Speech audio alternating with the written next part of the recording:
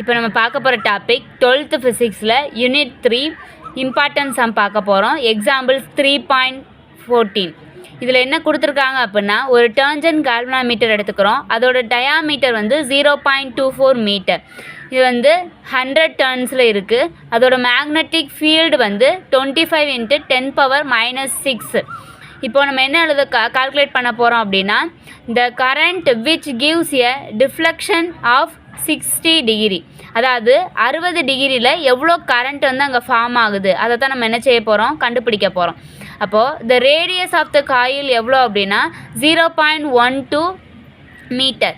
இப்போ டிஃப்ளெக்ஷன் வந்து நமக்கு கொடுத்துட்டாங்க θ = 60 டிகிரின்னு. அப்போது டேர்ன் இங்கே டேர்ன்ஜென்ட் கால்வனாமீட்டர்னால நம்ம டேர்ன் 60 டிகிரி. இதுக்கு வேல்யூ எவ்வளோ அப்படின்னா √3. √3க்கு வேல்யூ 1.732. இதை வந்து நம்ம இங்கே சப்ஸ்டியூட் பண்ணணும். இப்போ the horizontal compound of earth magnetic field, horizontal காம்பவுண்டில் இருக்கும்போது எர்த்தோட மேக்னெட்டிக் ஃபீல்டு கண்டுபிடிக்கிறதுக்கு ஃபார்முலா நம்ம டர்ன்ஜென்ட் கால்வனாமீட்டர் எக்ஸ்பெரிமெண்ட்டில் படிச்சிருப்போம். pH = μ0n/2r × I/tan θ. இப்போ இந்த கரண்ட்டோட வேல்யூ தான் தேவை. அதனால் கரண்ட் I இந்த சைடு வச்சுட்டு மித்ததெல்லாம் ரைட் ஹேண்ட் சைடு கொண்டு வந்துடும். 2r pH / μ0n tan θ.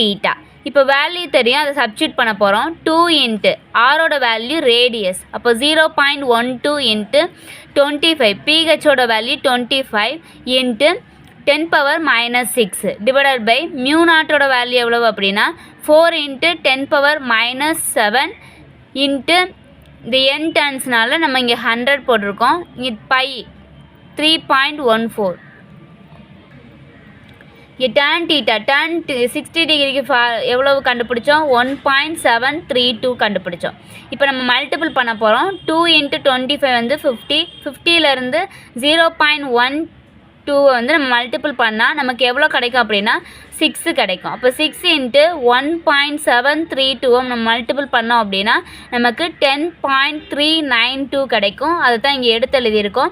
4 × 3.14 × 100 எவ்வளோ கிடைக்கும், 12.56 கிடைக்கும். இப்போ 10.392 டிவைடட் பை 12.56 நம்ம டிவைட் பண்ணோம் அப்படின்னா நமக்கு என்ன வேல்யூ கிடைக்கும், 0.8273 கிடைக்கும். இப்போ இந்த இங்கே -6 இருக்குது, இங்கே +7 இருக்குது. இப்போ -1 இங்கே போட்டோம் அப்படின்னா நம்ம வந்து இங்கே 0 சேர்ப்போம், ஏன்னா ஒரு ஸ்தானம் தள்ளி புள்ளி வைக்கணும். அப்போ 0.082 ஆம்பியர். கரண்ட்டோட SI யூனிட் வந்து ஆம்பியர். தேங்க்யூ.